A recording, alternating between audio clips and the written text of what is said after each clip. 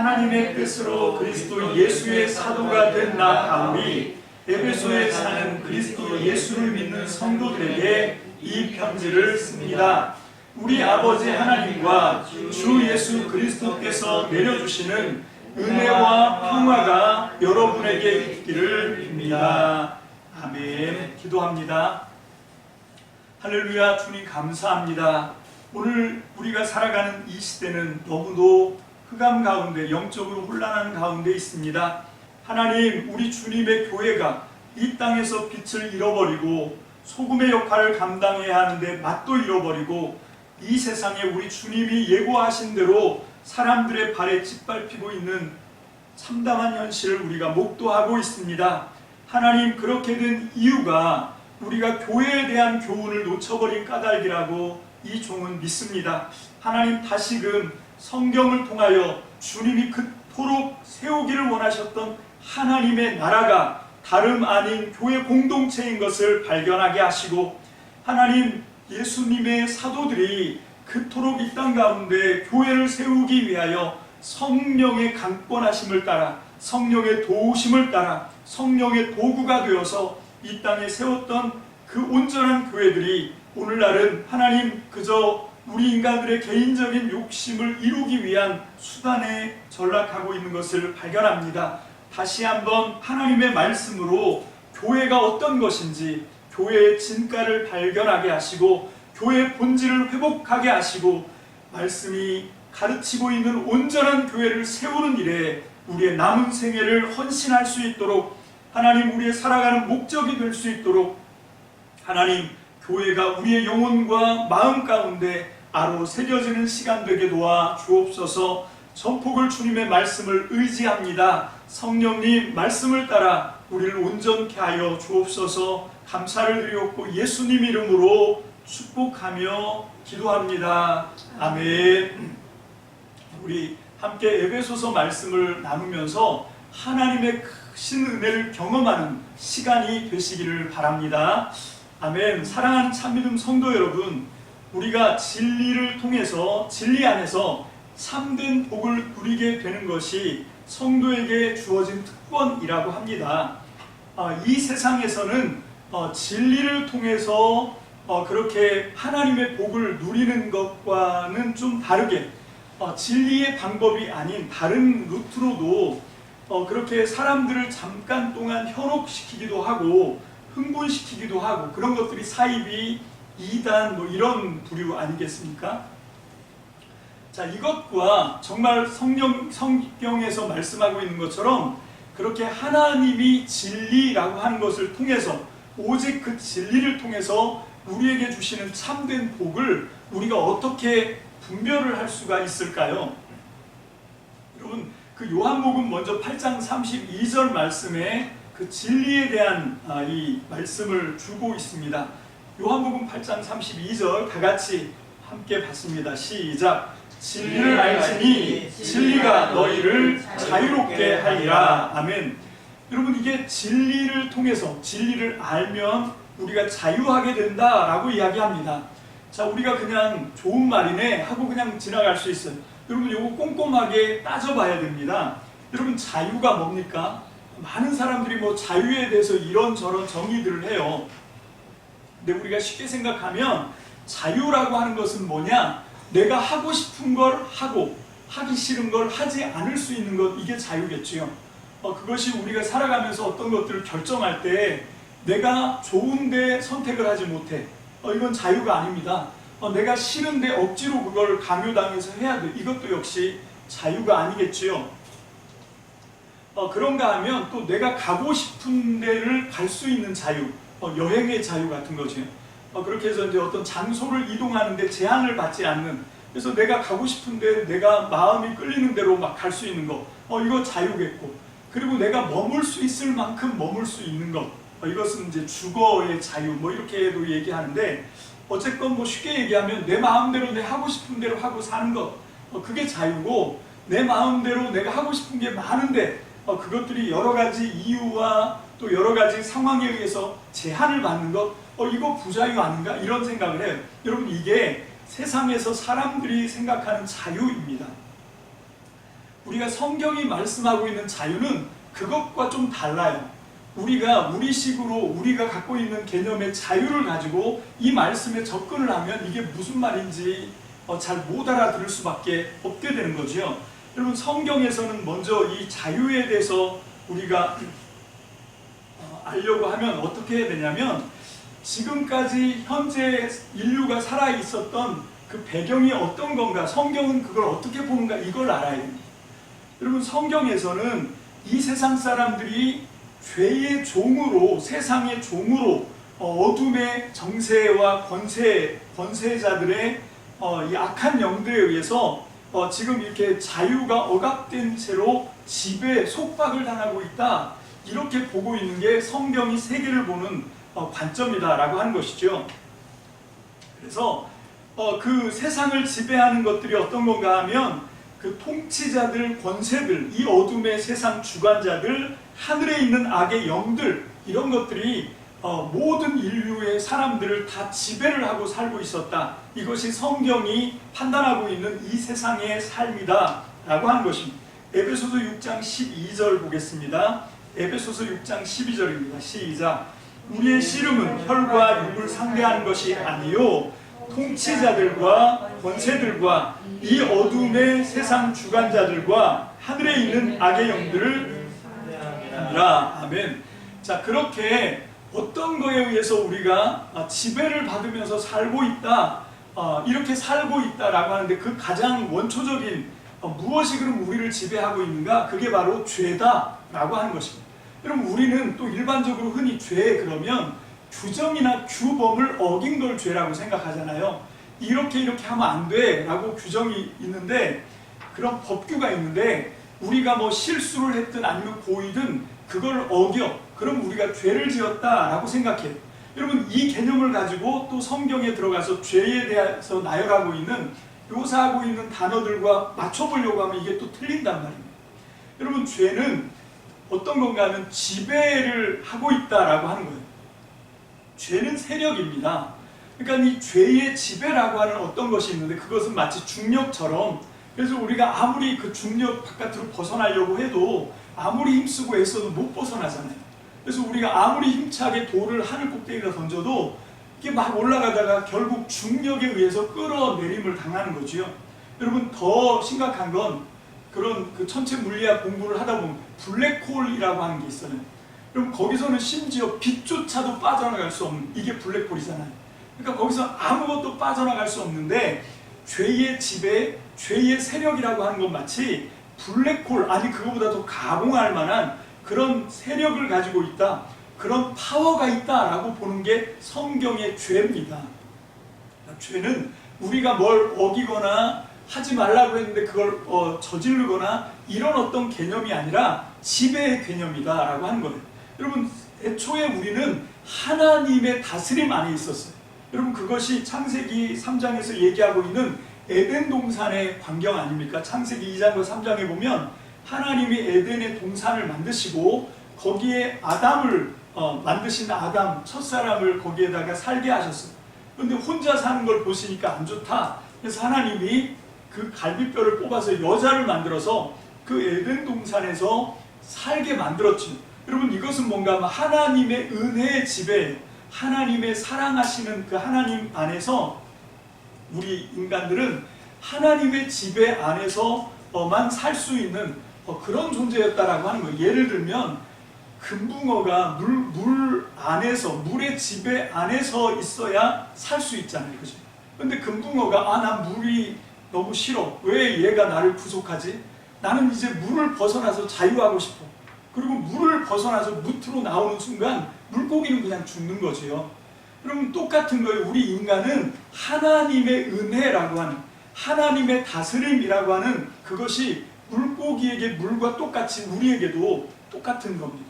여러분, 이게 물고기는 그 물의 지배를 벗어나서도 잠깐은 헐떡거리면서 살지 모르지만, 인간은 하나님의 은혜의 지배를 벗어나는 순간, 하나님의 다스림을 벗어나는 순간, 사실은 그 순간 이미 죽은 목숨이거든요. 여러분, 이게 우리 그 모든 그 호흡을 하는 생명체들이 공기라고 하는 것에 지배를 당하고 있는 거 아십니까? 여러분 이걸 어떻게 알 수 있냐면 이렇게 그 공기가 딱 차단된 상태가 딱 되면 우리가 사는 데 있어서 공기가 얼마나 절실한지를 우리가 깨닫게 돼요. 그리고 또 우리가 또 지배를 당하는 게 뭐가 있을까요? 아침, 점심, 저녁 먹는 삼시세끼 이런 거 있죠. 저도 장기간 금식을 해봤는데 오래 금식을 해보면 와 이게 얼마나 나한테 소중한 건지를 깨닫게 되는 거죠. 그렇게 인간은 어떤 거에 의해서 항상 지배, 다스림 안에서 살아간다라고 하는 걸 알 수 있습니다. 근데 우리가 음식, 이 입을 통해서 그 소화기를 통해서 이렇게 소화가 되고 몸에 영양을 공급하는 그런 패턴으로 우리가 먹는 그 먹거리가 차단되면 그래도 제가 보니까 한 40일은 넘게 버틸 수가 있어요. 그게 이제 금식이라고 하는데, 근데 그거보다 더 절실한 지배가 있습니다. 그게 뭐냐면 물이더라고요.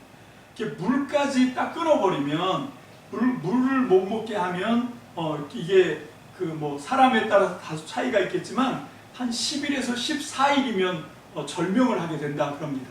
그 정도로 심각하지요. 근데 이 물이나 양식과 공기는 비할 바가 아닙니다. 그럼 공기는 한 2분만 넘어가면 그냥 질식사하게 되어 있죠. 그 정도로 이 공기의 지배가 강력한데, 내가 어느 날 호흡을 하는 이 생명체가 난 이제 더 이상 공기의 지배를 받기 싫다. 그리고 공기를 딱 떠나면 그 순간 그냥 죽는 거죠. 죽은 목숨이지요. 그거보다 더 절실한 것이 하나님의 은혜의 지배 아래에 있는 저와 여러분입니다. 근데 우리가 이걸 잘 인식을 못해요. 그래서 이 첫사람 아담이 뱀의 유혹을 받고, 물론 먼저 여자가 받았죠. 여러분, 그런데 우리는 그걸 쭉 읽으면 겉으로 나오는 건 선악과 따먹는 얘기예요.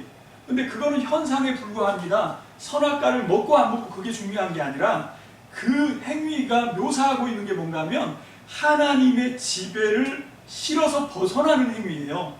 하나님의 다스림이 싫어서 반역하는 것, 그것을 지금 묘사하고 있는 겁니다. 그래서 첫사람 아담이 그리고 여자가 뱀의 유혹을 받아서 하나님의 지배를 벗어나면 자기들이 하나님처럼 될 줄 알았어요. 그런데 하나님의 지배를 벗어나는 순간 그들은 하나님께서 창세기 2장 16절에서 예고한 것처럼 무트 타무트, 이게 헬라어로 무트가 죽음인데 죽고 또 죽는다, 반드시 죽는다, 정령 죽는다, 이런 식으로 우리말이 번역하고 있는데, 원어 성경 히브리 성경에 보면 무트 타무트, 죽고 또 죽는다, 죽음이 반복돼서 나오는 그런 상황이 된 거죠. 그래서 하나님의 지배권을 딱 벗어나는 순간 맞닥뜨리게 된 게 뭔가 하면 죄의 지배였어요. 여러분, 죄의 지배라고 하는 건 하나님을 떠난 모든 인간에게 지금도 아주 무섭게 작용하고 있는 것이 죄의 지배예요. 여러분, 죄의 지배를 벗어나는 유일한 길은 뭔가 하면 하나님의 다스림으로 다시 돌아가는 겁니다.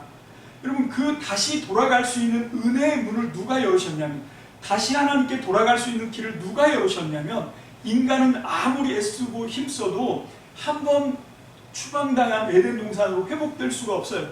그게 창세기 3장에 나오는 두루 도는 화영검이잖아요. 천사를 시켜서 천사들이 두루 도는 화영검과 함께 하나님의 은혜의 다스림 안으로 들어오는 길이 막혀버렸습니다. 그런데 그 길을 열어주신 분이 누군가 하면 예수 그리스도입니다. 그분이 십자가에서 죽으심으로 생명의 산 길을 열어주셨습니다. 믿습니까? 아멘. 그래서 우리가 공부했던 요한복음에도 내가 문이다 라고 얘기하는 거예요. 하나님의 은혜의 다스림, 생명으로 돌아갈 수 있는 문이 예수님을 통해서 열린 거죠. 그래서 이 예수 그리스도의 십자가는 너무 중요합니다. 그래서 우리는 그 예수님을 믿는 그 믿음을 통해서 하나님의 지배, 하나님의 다스림 안으로 들어가는 거예요. 여러분, 우리가 착각하시면 안 되는 게, 이 값싼 복음을 전하는 많은 사람들이 그냥 예수 믿는 걸 입술로 고백하고 마음으로 고백하고 그걸로 끝, 이렇게 얘기하는데 천만에요. 여러분, 다시 말합니다. 우리가 죄의 지배에서 다시 하나님의 은혜의 지배로 돌아가는 거예요. 여러분, 물고기가 물 바깥으로 나가서 헐떡거리다가 다시 물 속으로 들어가는 겁니다.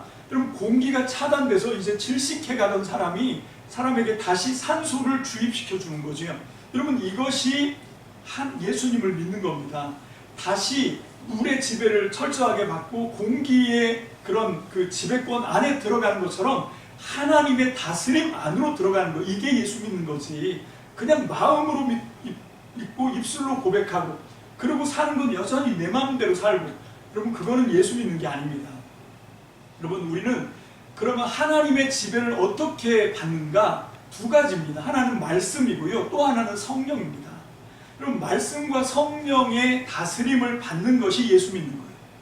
여러분 그래서 우리의 삶이 얼마만큼 하나님의 말씀에 의해서 통제되고 있는가, 얼마만큼 우리 내주하고 계시는 성령님과 긴밀하게 교제하면서 정말로 그 하나님의 말씀을 성령님께 계속 물어보는 겁니다. 이게 무슨 뜻인지, 내가 오늘 살아가면서 어떻게 하는 것이 하나님을 기쁘시게 하는 것인지를 성령 안에서 끊임없이 교통하면서 말씀을 통해서 우리의 그 길을 가는 거죠. 아까 우리 찬양했던 것처럼 나의 길과 믿음 밝히 보여주는 것, 이게 생명의 말씀, 진리의 말씀인 겁니다. 그래서 이 진리의 말씀을 따라 사는 것, 이것이 우리 믿는 사람들에게 가장 중요한 거예요. 그래서 다른 어떤 것보다 하나님의 말씀, 이 하나님의 성경 말씀이 진리다라고 하는 것을 우리가 이건 이론의 여지가 없습니다. 하나님의 말씀이 진리예요. 그래서 그 하나님의 말씀인 진리를 우리가 더 잘 이해하고 터득할 수 있는 그 일에 우리가 많은 열심과 공을, 정성을 들여야 됩니다. 그래서 우리가 주님의 말씀을 날마다 그렇게 일과를 정해놓고 말씀을 읽고 그 읽은 말씀을 더 잘 이해하기 위해서 우리가 열심히 노력하고 애쓰고 어떻게 하는 것이 진리에 더 가까운, 진리의 말씀을 더 잘 이해하는 그런 삶을 살아갈 것인가, 이거가 우리의 믿음 생활하는 성도의 고민이 되시기를 주님의 이름으로 축복합니다. 그렇지 않으면 성경 말씀이 우리가 살아가는데 별 의미가 없어져요. 여러분 제가 신학교 다닐 때 신학교에서 이 신학생들이 하던 그런 농담이 있습니다. 신혼부부가 되면 꼭 읽어야 되는 성경책이 뭘까요? 에베소서랍니다. 신혼부부가 결혼하고 나서 꼭 읽어야 되는 성경이 에베소서고, 그렇게 해서 임신을 하면 또 읽어야 되는 게 뭔가 하면 출애굽기랍니다. 그렇죠? 아기가 나와야 되니까. 그래서 이제 출애굽기 무사히 순산을 하게 되면 그 다음에 이제 또 아가서를 읽어라, 이런 농담을 하고 있고 했었는데, 이런 식으로 성경이 어떤 뜻을 갖고 있는지를 그냥 그 제목의 뉘앙스만 갖고 대충 판단해버리고, 왜? 내가 살아가는 것과 아무런 상관이 없습니다. 이렇게 살면 안 돼요. 그래서 우리는 이 성경 말씀, 이 에베소서가 도대체 우리에게 가르쳐주고자 하는 것이 무엇인가? 성경 각권을 따라서 하나님께서 우리를 다스리시는 거거든요. 말씀을 통해서. 그게 진리니까. 진리와 성령을 통해서 우리를 다스리는 것, 그 다스림으로 다시 돌아가는 것, 이것이 예수 믿는 거고, 그러니까 예수 믿는 건 그냥 나 예수 믿어 라고 주장하는 것으로 끝나는 것이 아니라 어떻게 하는 건가 하면 정말 내가 예수 믿는 걸 내 삶으로 드러내야 되는 거죠. 어떻게 드러냅니까? 성령의 다스림을 통해서 진리에 더 가까이 나가는 거죠. 그래서 하나님의 말씀이 아침부터 저녁까지 하나님의 말씀이 내 발걸음을 인도하도록, 그것이 내 발에 비치고 내 길에 비치고 내 발에 등이 될 수 있도록 그렇게 하는 저와 여러분들 되시기를 주님의 이름으로 축복합니다. 자, 이제 본격적으로 에베소서 출발하도록 하겠습니다. 먼저 에베소서 1장 1절로 2절을 개역 개정판 성경으로 함께 한 목소리로 받들었습니다. 시작. 하나님의 뜻으로 말미암아 그리스도 예수의 사도된 바울은 에베소의 성도들과 그리스도 예수 안에 있는 신실한 자들에게 편지하노니, 하나님 우리 아버지와 주 예수 그리스도로부터 은혜와 평강이 너희에게 있을지어다. 아멘. 그 바울의 편지들이 신약 성경에 바울의 이름으로 쓰여진 게 13권이나 됩니다.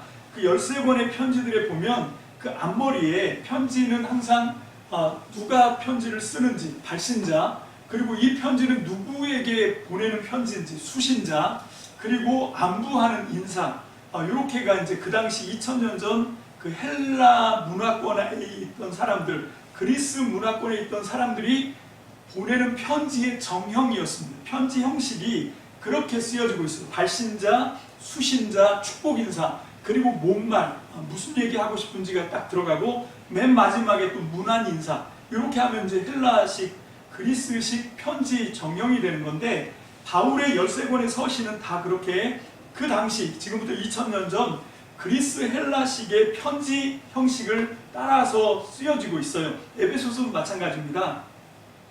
그런데 그 바울의 이름으로 된 에베소서를 포함해서 13권의 바울 서신이라고 우리가 부르고 있는데, 그 편지들에는 거의 빼놓지 않고, 물론 몇 군데는 빠지지만 사도권에 대한 방어, 사도권에 대한 주장, 이런 것들이 나옵니다. 나 사도야. 바울이 자기를 사도라고 주장을 해요.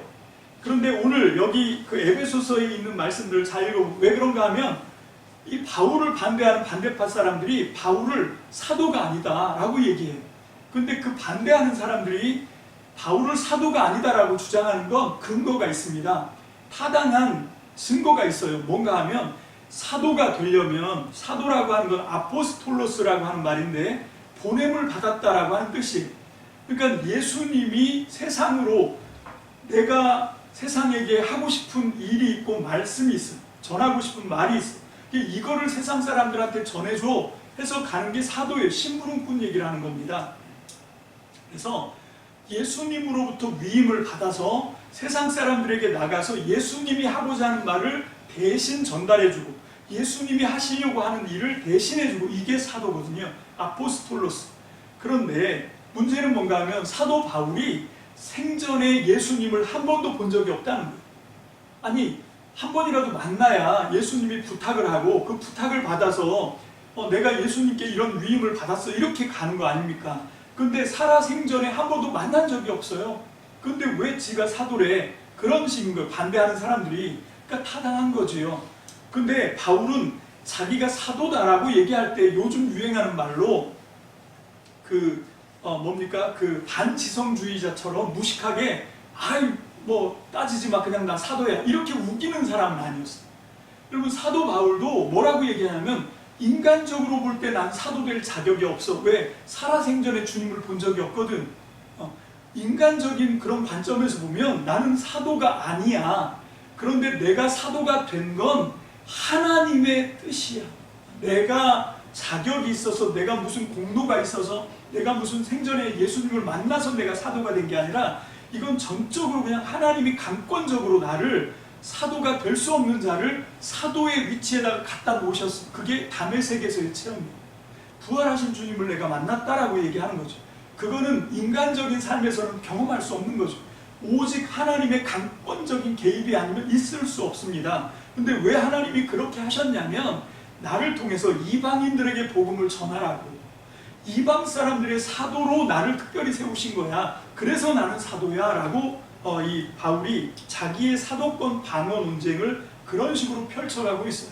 바울도 자기가 사도가 될 자격이 없다는 걸 압니다. 그러니까 바울이 사도다라고 얘기하는 건 여기서부터 뭐가 있냐면, 내 힘이 아니라, 내가 뭘 해서가 아니라, 내 공로가 아니라, 이건 전적으로 하나님이 하신 일인 거예요. 이게 은혜입니다. 내가 어떤 공로나 자격이 있어서 사도권을 땄어, 이렇게 주장하는 게 아니라, 나는 사도 아니야, 니네가 말한 것처럼 나 사도 아닌 거 맞아. 그런데 하나님이 이런 신비한 체험을 하게 하셔서 나를 이방인들의 사도로 세우셨다니까 라고 얘기하는 거죠. 여러분, 이런 게 은혜인 거죠. 은혜. 자, 그래서 바울은 그 13권의 편지에 자기가 사도다라고 하는 것을 계속해서 강조하고 있다. 그런데 그것은 바울이 예수님을 생전에 못 보고, 그래서 사도의 자격이나 이런 것들은 자기 편에서는 찾아볼 수가 없는데 전적으로 하나님의 은혜다. 그래서 바울은 항상 자기의 사도권을 얘기할 때 하나님의 뜻으로 그리스도 예수의 사도된 나 바울은 이렇게 가는 거예요. 여러분, 그게 그런 뜻이고, 그 다음에 또 나오는 말이 굉장히 문제가 있는 말인데요. 1장 1절에 보면 에베소에 있는 누구요? 성도. 여러분, 이게 그 당시에 이 말은 너무 센세이션한 말이었어요. 너무 충격적인 말입니다. 오늘은 그냥 성도, 너무 흔한 말이에요. 근데 이게 헬라어 원어로 하기오스라고 하는 말인데, 원래 이 하기오스란 말은 지금부터 2000년 전에는요, 유태인들에게만 타당한 말이었어요. 그건 유대인들 자기들만 얘기하는 게 아니라 그 당시 살아가던 모든 사람들이 그건 이의를 제기하지 않았어요. 그래, 맞아, 유대인들이 선민이지 왜 저 사람들에게 하나님이 너는 내 백성이다라고 언약을 맺으셨고 그 언약의 증표로 율법을 주셨잖아. 그러니까 우리 같은 사람은 하기오스, 이 선민, 성도라고 불릴 자격이 없어. 아예 생각도 안 했다고요. 그냥 하기오스, 이 성도, 이 말은 그냥 유태 이스라엘 사람들에게나 타당한 말이다 이렇게 생각을 하고 있는데, 바울은 자기가 쓴 13권의 서신에서 거의 대부분 이 말을 씁니다. 에베소에 있는 성도에게, 빌립보에 있는 성도에게 뭐 이런 식으로 쓰고 있는 것을 우리가 볼 수가 있죠. 아니 어떻게 이방 사람인데 성도라고 얘기할 수 있어요? 여러분, 이게 바울이 예수님을 만나고 난 뒤에 예수님이 이제 더 이상 유대인들의 혈통에 갇혀있는, 유대인들의 민족에 갇혀있는 민족 종교의 어떤 메시아가 아니다 라고 하는 것을 강력하게 주장하는 겁니다. 바울은 예수 그리스도가 이제 모든 민족과 모든 언어와 모든 열방을 초월해서 모든 사람들에게 구원자다, 모든 사람들을 거룩한 자로 만드시는 분이다 라고 해서, 이 에베소에는요 물론 유대인도 있습니다. 혈통상 유대인도 있지만 거의 대부분 주를 이루고 있는 건 이방 사람들이에요. 헬라 사람들이 가장 많고 이방 사람들이 다 모여있는 그런 공동체인데 바울은 거기다 성도라고 부릅니다. 여러분, 이걸 이렇게 불렀을 때 유대인들은 유대인들대로 막 분란이 일어나요. 아니 어떻게 이방 사람들한테 이 단어를 쓸 수가 있지? 그리고 이제 반감이 생기는 거죠. 그런가 하면 이방 사람들한테는요 이게 은혜인 거예요. 아, 내가 유대인이 아닌데, 하나님의 백성이 아닌데 이제 드디어 하나님이 우리를 하나님의 자녀로 받아주셨구나. 이게 하기오스, 성도라고 하는 말 속에 담겨있는 말입니다. 그리고 난 다음에 바울은 바울의 트레이드 마크예요. 바울이 항상 하는 문안 인사는 이 축복의 말로 대신하고 있어요. 그게 뭔가 하면 은혜와 평화라고 하는 단어. 여러분, 우리가 개역 개정판에 보면 은혜와 평강이라고 되어 있는데 이 부분에 있어서는 이 개역 개정보다 새 번역이 더 잘 번역한 거다라고 생각해요. 이거는 평강이나 평안이라고 하는 말로 번역하는 것보다는 평화라고 번역하는 것이 더 온당하다라고 할 수가 있습니다. 사실 에이레네라고 하는 이 에이레네라고 하는 말이 이 평화거든요. 이 개역에서는 평강이라고 번역된 이 말이 헬라어로는 에이레네인데, 이 에이레네는 원래 히브리 말 그리고 아람 말이 똑같은데요. 히브리와 아람 말에 공이 쓰고 있는 샬롬이라고 하는 말이 있어요. 여러분, 이 샬롬의 헬라어 번역이 에이레네입니다. 이게 우리말로 평강 혹은 평안, 평화 이렇게 번역되고 있는 말이에요. 여러분, 이게 유대인들이 만나면 주로 하던 인사가 샬롬이에요. 샬롬인데 이 샬롬이라고 하는 말은 이게 그냥 자기 혼자 자기 내면의 어떤 고요한 상태, 어떤 평안한 상태, 어떤 자기 내면의 어떤 세계에 이루어진 그런 게 아니고 나와 너의 관계 속에 이루어지는 그게 샬롬이에요. 그게 평화입니다. 이게 평강 그러면 개인적이고 이기적이고 자기 내면적인 어떤 그런 상태를 얘기하는 게 평강이죠. 평안이고. 그런데 지금 여기서 얘기하고 있는 예수님의 인사말도 마찬가지고 성경이 말하고 있는 샬롬 그리고 헬라어로 에이레네 평화, 이건 뭔가 하면 나와 너 사이에서 이루어지는 두 사람 간의 관계 속에서 만들어지는 그 샬롬이고 에이레네고 평화인 거예요. 자, 여기 예수님이 어떻게 인사를 하고 있는지 누가복음 24장 36절 다 같이 봅니다. 시작. 이 말을 할 때에 예수께서 친히 그들 가운데 서서 이르시되 너희에게 평강이 있을지어다. 아멘. 자, 이 평강은 잘못 해석한 거라고 제가 말했습니다. 평강보다는 평화가 우리말로 평화라고 하는 것이 훨씬 더, 그 뒤에 뭐 요한복음 20장 19절, 21절, 26절 다 예수님이 쓰시는 이 샬롬. 여러분, 우리 성경에도 우리가 성경을 번역을 할 때 썼던 원본 성경인 헬라어 성경에는 에이레네라고 쓰고 있거든요. 근데 이 요한복음 같은 경우는 주 90년 이후에 쓰여진 거고 누가복음이나 마태복음만 해도 주 80년대에 쓰여졌고요. 가장 빠르다고 하는 마가복음조차도 주 70년, 저는 조금 넘어가서 썼다고 보거든요. 70년 어간에 쓴 거라고 봅니다. 여러분, 그런데 그러니까 그때로부터 40년 전에 예수님이 실제로 사용한 말은 에이레네가 아니에요. 거의 확실합니다. 저는 그렇게 믿어요. 예수님은 아람어인 샬롬이라고 인사했을 거예요. 그런데 그거를 40년이 지나서 이제 아람어로 아니면 헬라어, 그 히브리 말로 성경을 쓰는 것보다 헬라어로 성경을 쓰는 게 많은 사람들한테 더 파급될 거라고 생각을 해서 헬라어로 원어 성경을 헬라어로 그 신약 성경을 썼기 때문에 그때 이걸 에이레네라고 번역해서 쓴 거지, 예수님이 원래 사용했던 말은 샬롬이었을 거라고. 자, 어찌됐건 이 샬롬, 평화라고 하는 인사, 에이레네라고 헬라어로 번역된 이 평화의 인사는 예수님이 썼던 인사였다라고 하는 거죠. 바울이 창시한 것이 아닙니다. 여러분, 이것은 구약의 샬롬이 에이레네로 이게 평화인데, 이건 예수님께서 제자들을 만나셨을 때, 부활하시고 나서 제자들을 만나셨을 때 계속했던 인사예요. 평화, 너희에게 평화가 있을지어다, 너희에게 평화가 있어라, 이렇게 기원하면서 했던 예수님의 인사가 이 샬롬, 에이레네였다라고 하는 걸 우리가 인식을 하고요.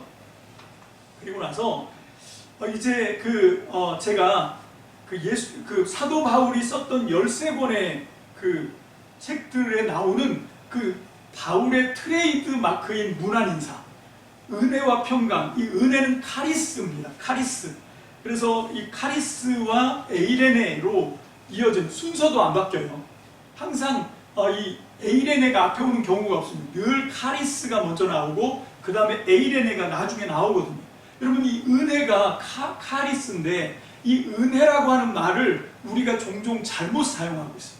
설교 끝나고 나면 어떤 사람들이 저한테 은혜 받았습니다 라고 얘기해요. 그건 무슨 얘기인가 하면 자기가 생각하는 것과 설교가 맞아떨어졌다는 얘기죠. 그래서 자기 생각을 더 이렇게 보강시켜 줄 때 사람들은 막 더 이렇게 흥분하고 열광하고, 그러면서 끝나고 나면 은혜 받았다고 얘기해요. 그러면 제가 물어보고 싶어요. 은혜가 뭡니까? 이렇게. 그럼 그건 은혜가 아니에요. 그냥 동조하는 거고, 공감했습니다, 이렇게 하는 게 사실 맞는 거고요. 은혜라고 하는 건 그게 아니라 자격 없고 가치가 없는데 전적으로 그냥 하나님이 부어주신 거, 이걸 은혜라고 하는 거예요. 하나님이 선물로 주신 거, 그걸 이제 은혜라고 하는데, 그게 어떤 때는 내가 생각하는 것과 맞아 떨어질 때도 있지만 내가 생각하는 것과 거슬러 갈 때도 있어요, 은혜는. 그럼 하나님의 은혜는 그런 식입니다. 하나님이 은혜를 베풀어 주셨는데 그것이 항상 내 마음에 쏙 드는 건 아니거든요. 그래서 우리가 은혜라고 부른 건 어떤 건가 하면, 바울이 내가 사도가 된 거, 이게 은혜야. 여러분, 이 이방 사람들이 하기오스가 아닌데, 성도가 아닌데 그 사람들을 성도라고 불러준 거, 이것도 역시 은혜인 거죠. 이게 전적으로 하나님이 역사로 끌고 가시는 거, 이게 은혜란 말입니다. 이게 카리스인데, 이 카리스는 성령과 연관이 돼 있어요. 여러분, 여기에 카리스와 푸뉴마가 합쳐지면 카리스마, 이게 은사거든요. 성령의 은사를 얘기할 때 카리스마 얘기를 하죠. 그리고 이 카리스에는 어떤 게 있냐면 하나님이 주시는 기쁨이 있습니다. 여러분, 그래서 그 은혜라고 하는 걸 다음에 시간이 되면 철저하게 좀 이 은혜 부분에 대해서만이라도 다시 한번 좀 정립을 하고 가면 좋겠다는 생각이 있고요. 어쨌건 그 은혜는 그림을 그려보면 저 위에서 하나님이 수직으로 우리에게 내려주시는 거, 이게 은혜예요. 수직으로 내려오는 것이 은혜인데, 그러면 그 평화, 에이레네, 샬롬은 뭔가 하면, 그렇게 하나님이 은혜로 수직적으로 우리에게 내려주시는 그걸 받았으면 그 받은 걸 가지고 어떻게 해야 되냐? 내 옆에 있는 지체들에게 수평적으로 흘러가는 것, 이게 평화인 거지. 여러분, 이 개역 개정이 번역하고 있는 것처럼 내 내면에다가 이렇게 응축시켜 놓는, 내 내면 속에다 꽁꽁 숨겨 놓는 평강, 평안, 이게 아니라는 거예요. 여러분, 이 하나님이 내려주신 그 은혜로 말미암은 평화, 샬롬, 에이레네는 내 이웃들과 나누어야 되는 겁니다. 이게 수직적인 거죠. 자, 카리스가 위로부터 내려오는 거고요. 수직적인 겁니다. 그리고 에이레네, 샬롬이 수평적으로 나가는 겁니다. 이게 뭐냐면 십자가예요. 수직과 수평이 만나는 이 십자가의 원리가 사도 바울의 이 인사말, 은혜와 평화에도 담겨져 있다라고 하는 걸 우리가 놓치지 말게 되시길 바랍니다. 여러분, 은혜, 카리스는 전적으로 내가 뭘 애쓰고 힘써서 받는 게 아니에요. 그냥 하나님이 값없이 그냥 내려주시는 게 카리스 은혜입니다. 그런데 평화는 뭔가 하면, 샬롬, 에이렌의 평화는 뭔가 하면 내가 애써야 되는 겁니다. 내가 옆에 있는 사람들에게 내가 받은 그 은혜로 발동된 그 하나님의 평안, 샬롬을 전달해 주려고 하면 내가 애쓰고 힘써야 되는 거지. 첫 번째 카리스는 내가 그냥 값없이 받는 거라고 하지만, 평화는 내가 평화의 도구가 되어야 되는 거예요. 그럼 그것이 그 유명한 주여 나를 평화의 도구로 써주십시오, 그 시에 나타나는 걸 보면 목숨까지도 걸잖아요. 자기의 목숨까지도 남김없이 바쳐서 하나님이 십자가를 통해서 우리를 구원해 주신 그 은혜로 말미암은 하나님의 그 생명의 진리가 나를 통해서 샬롬, 에이렌의 평화로 전달되는 것, 이것이 복음 전도다라고 하는 거죠. 자, 그리고 그것을, 이 하나님의 은혜와 하나님의 평화가 어디를 통해서 확산되는 건가 하면 교회를 통해서 확장되는 거예요.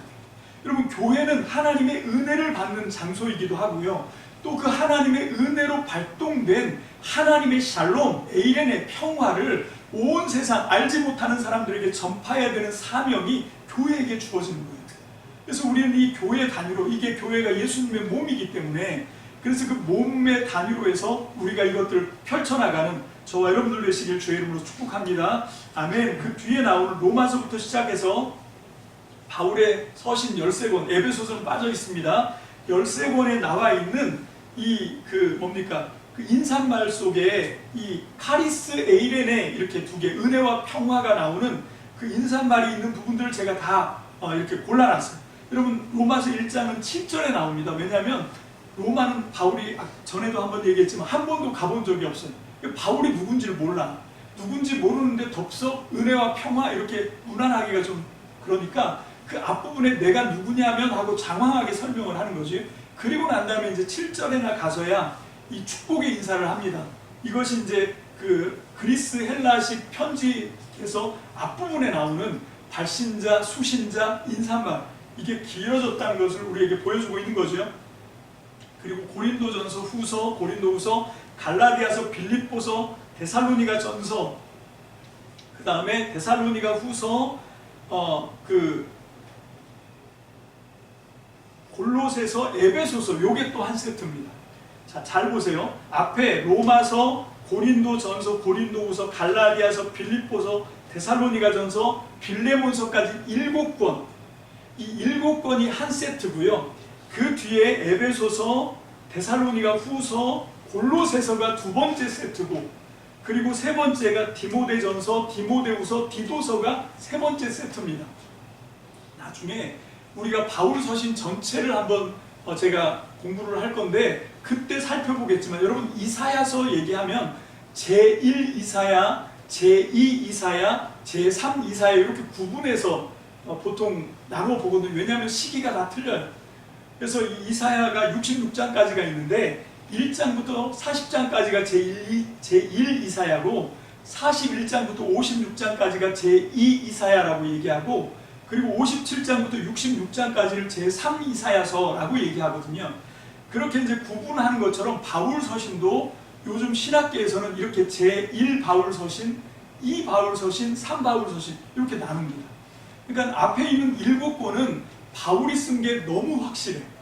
그러면 이건 이제 로마서부터 빌레몬서까지, 로마서, 데살로니가 전서, 갈라디아서, 그리고 고린도 전후서, 빌립보서, 빌레몬서, 이렇게 7권이 바울이 쓴 게 너무 확실해. 이렇게 됩니다.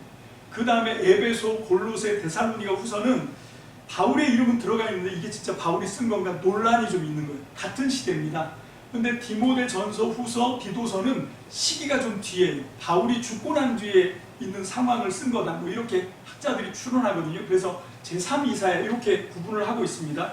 우리가 지금 공부하고 있는 에베소서는 제2 이사야 부분에 속해 있지만, 개인적으로 저는 바울이 쓴 거 확실하다라고 주장하는 보수적인 그런 그 축에 속하는 그런 이 에베소서입니다.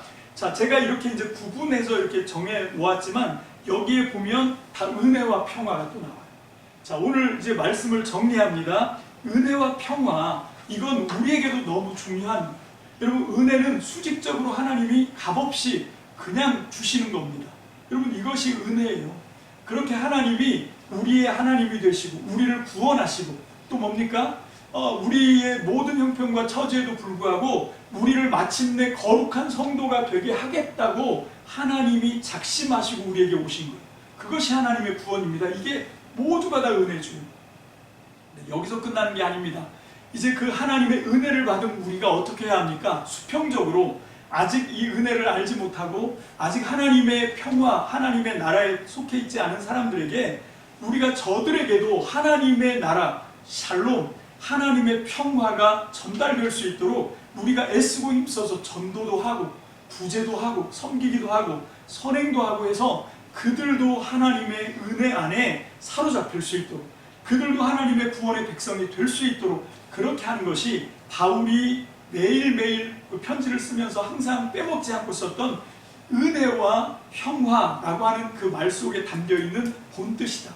우리가 이 에베소서를 공부하면서도 이 에베소서 말씀을 통해서 하나님의 은혜를 받는 그런 구조가 있다라고 하는 것을 깨닫게 되시고, 그리고 그 은혜는 나 혼자 독식하는 것이 아니라 이제 그 하나님이 주신 그 은혜를 내 옆에 있는 사람들에게 전달할 수 있도록 최선을 다해서 평화의 도구가 되시길 주님의 이름으로 축복합니다. 기도합시다.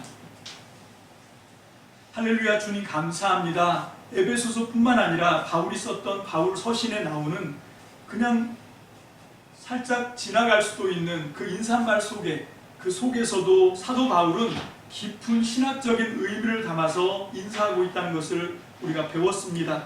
하나님, 정말로 이것은 오늘을 살아가는 우리에게도 절실한 하나님 기도의 제목이기도 합니다.